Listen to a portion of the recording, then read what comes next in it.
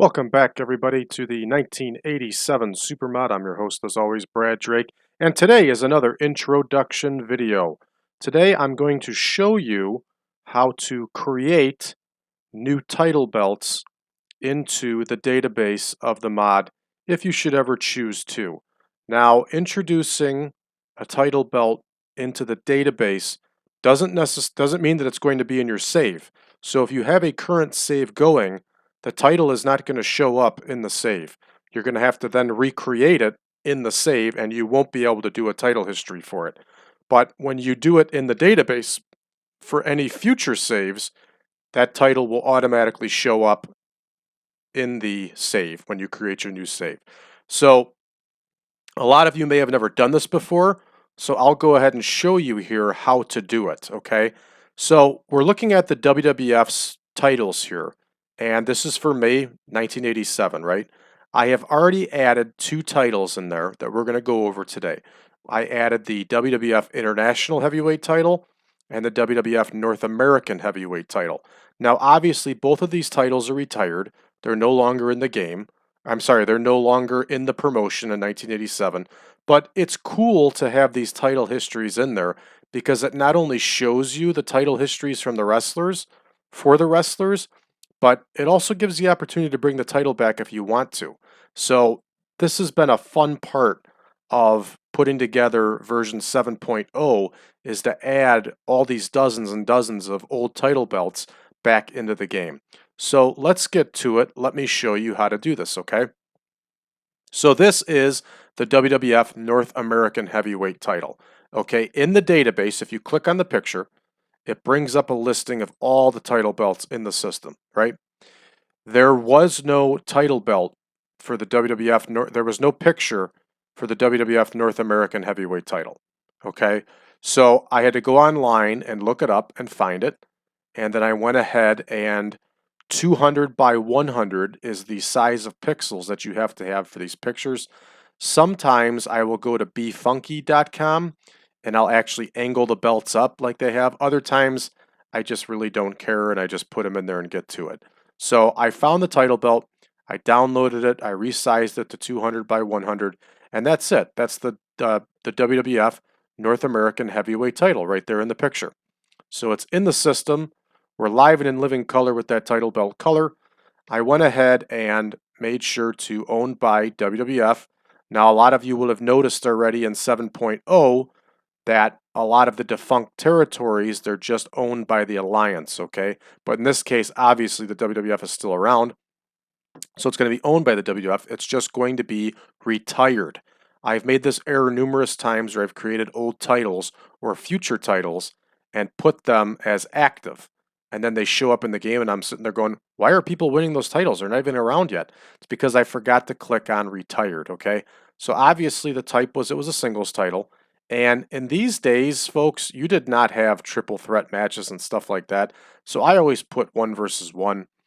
Obviously, it was a title only for men. The minimum weight was a middleweight. Remember, it was a heavyweight title, and they actually took that stuff seriously back then. A prestige, it was a, I'm sorry, level, it was a secondary title. It's been retired for some time, so obviously the prestige is not a whole lot. I really don't mess with this other stuff here too much. There's no reason to. And then for the profile, I always write a little bit on there so people understand what the title was. So in this case, I wrote the WWF North American Heavyweight title. It existed from February 1979 until April 1981. It was a secondary championship. Okay, so now we have all that settled. Now comes the part that can get very confusing and very difficult, and I'm happy to go through it with you here. So we click on Lineage, right? There is no lineage for this belt yet.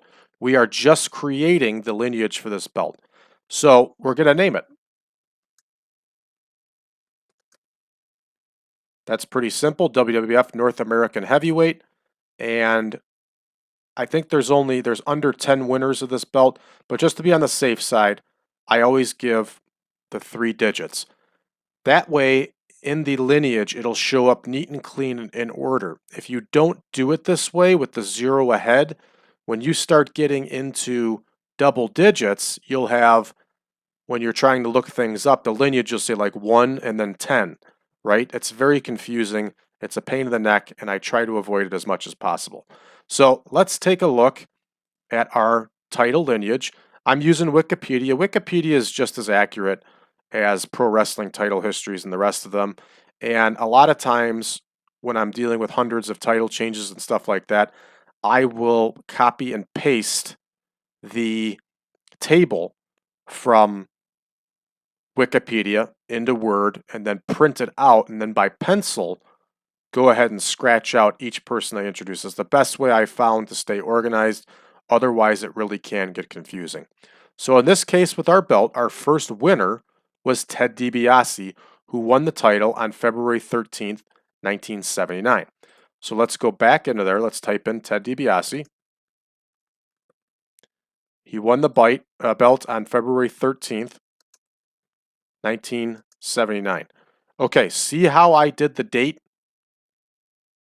This is how you want to do the dates. Okay, all the other belts in this game are dated the exact same way. So you want to keep things uniform, you want to keep things clean, you want to make things so they make sense. So you want to keep the date in just like this, okay? Now is the fun part. Now we scroll down and we find Ted DiBiase.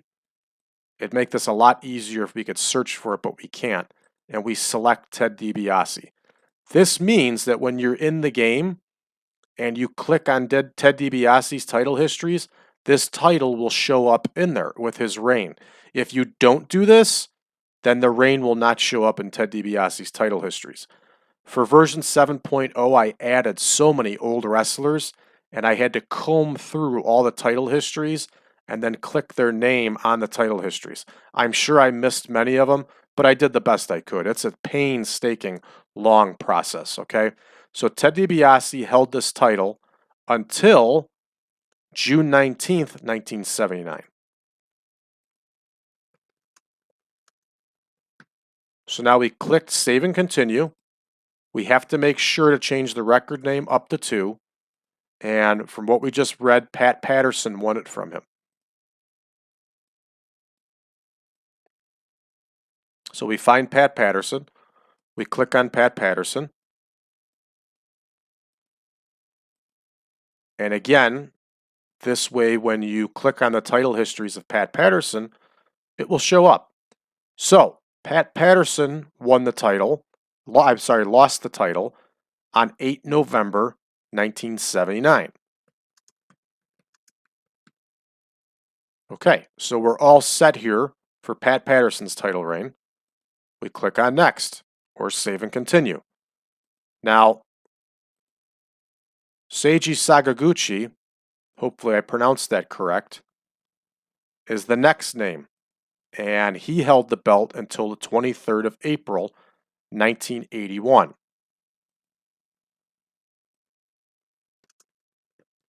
Now, what I'm noticing, and we'll see if it's the case here, a lot of these Japanese wrestlers wrestled under different names. This is not the case here. Sakaguchi is in there. So if it will behoove you when you're creating titles, if you have a Japanese wrestler and his name doesn't show up in the list, look him up. See if he wrestled under a different name, okay? It'll make things a lot easier for you, okay? So Sakaguchi's in there. We know that he was the last holder, so we go to 4, okay? Number 4. And we'll just double check here. Yes, it was deactivated the 23rd of April, 1981. So all we do here is do a couple stars, title deactivated. It's that simple. And save. So now we know all those are in the lineage. We're good to go. And the WWF North American Heavyweight title is complete. So again, if you keep things neat, orderly, and clean, this is an easy thing to do, but it is very easy to get confused, especially when you start dealing with a lot of title vacancies, a lot of titles being held up, and just hundreds of titles, okay? So the next title we're going to do that I already put in here already is the WWF International Heavyweight title. Okay, let's run through things and double check that I did everything right. So His status is retired, which is very important. Again, singles, 1 versus 1, middleweight, secondary title. Okay, we are all set. The WWF International Heavyweight title was a secondary title that was promoted from 1959 to 1963, and then again from 1982 to 1985. Okay, so let's start with the lineage. Now we click back. We already did the North American Heavyweight title, so now we have the International Heavyweight title right in front of us. So this one looks like it has about 11 title changes, okay? That includes the deactivations. So we give it a nice clean name, easy to find in case you have to look it up, and we do the 001. So the first winner was Antonino Rocca, who was an Argentinian wrestler of Italian descent, and it just says that he won the title in July 1959, okay? Now, you can just put July 1959 if you want, and it's probably the proper way to do it. I don't. I put a date in there. Right or wrong, it's what I like to do to keep things clean. Now, I'm pretty certain that Antonino Rocca is not in the game, but let's take a quick look anyway to see if he was. Sometimes there are retired wrestlers in the game. I know I've added a lot of retired wrestlers into the game. Yes, Antonino Rocca is not in the game, so this becomes an easy, really easy title to put in. So it says the title was activated in 1963.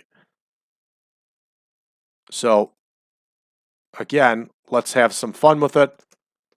We're going to use a little bit of creativity. 1 July 1963. So he had a 4-year title reign, okay? Again, you don't have to do it that way. It's actually improper the way I'm doing it, but to me it just helps things keep clean, neat, and orderly. So the title was deactivated, so we're going to write title deactivated.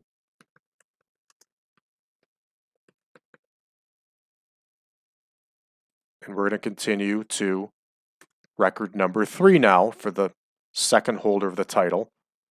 And it's Tony Parisi, who won the title on 15 June 1982.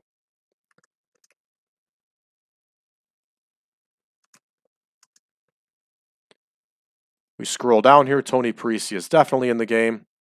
In 1987, Tony Parisi is used strictly as enhancement talent.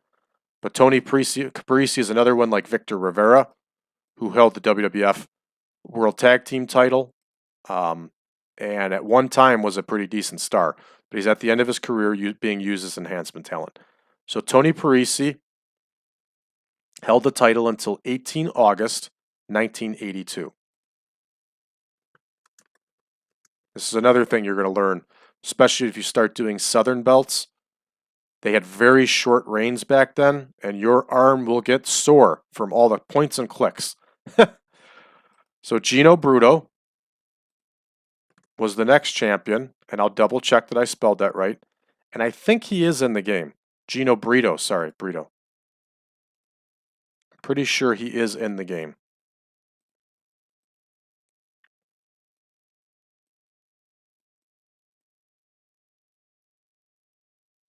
He is not in the game.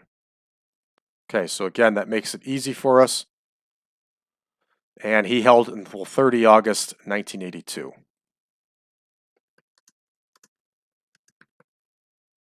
Next is Tatsumi Fujinami. One hell of a wrestler. And up until a few years ago was still wrestling in his mid-60s. His hair still looked great too. The guy always had great hair. So there's Fujinami. And see, this is why I like to do this, because when you're playing this game and you don't know any better, if you click on the title history, you'll see that these people had an international presence. You know, and it just enhances the experience. So Fujinami held the title until 3 April 1983. It's a pretty good reign. And he lost the belt to Riki Choshu. So we scroll down, we find Riki Choshu.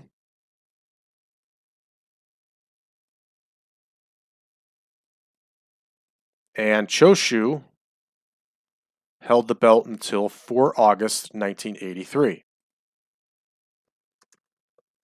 Again, a decent title reign here. And he lost the belt back to Tatsumi Fujinami.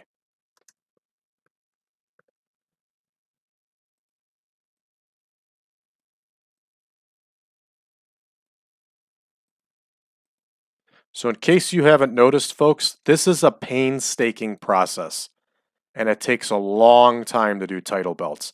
So my suggestion to you is if you're not prepared to spend hours doing this, don't. Just leave it be. So Fujinami held the belt until 25th of March, 1984.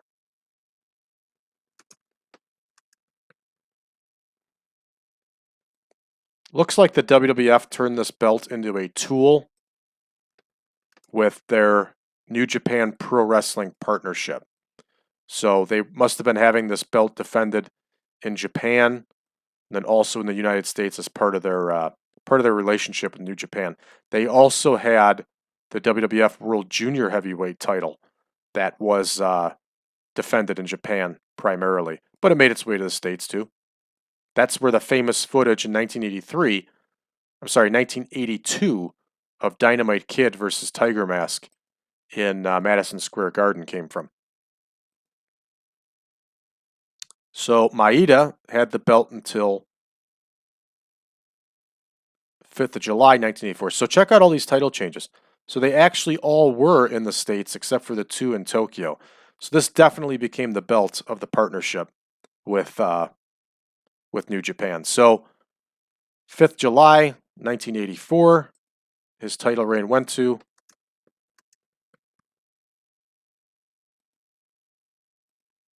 and what did I see? Did it go back to Fujinami again?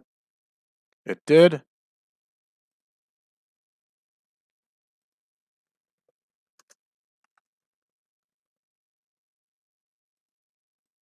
Go ahead and click on him. Telling you, if they just had a search right here, it would make life so much easy. And I don't know what this auto name does, but it doesn't do anything.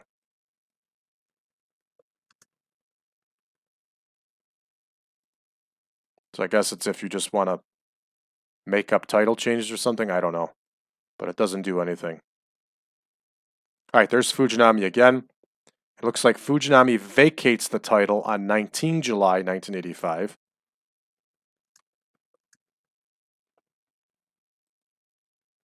So go up and change the 10. We type in vacant. And the belt now is vacant until 31 October 1985.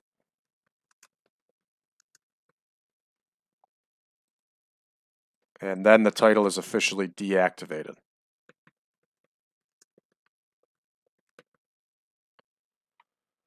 And we save it. So there we go. Now the WWF International Heavyweight title is in the system along with the WWF North American Heavyweight title. And that's how you do it, folks. You look up the pictures, you get the pictures in the database, and then you go ahead and you put the title in the system. Now, just for the heck of it, these are the other titles that I'm going to do. So we added these two titles. This is how I keep things organized, because if I don't, it's very easy to forget.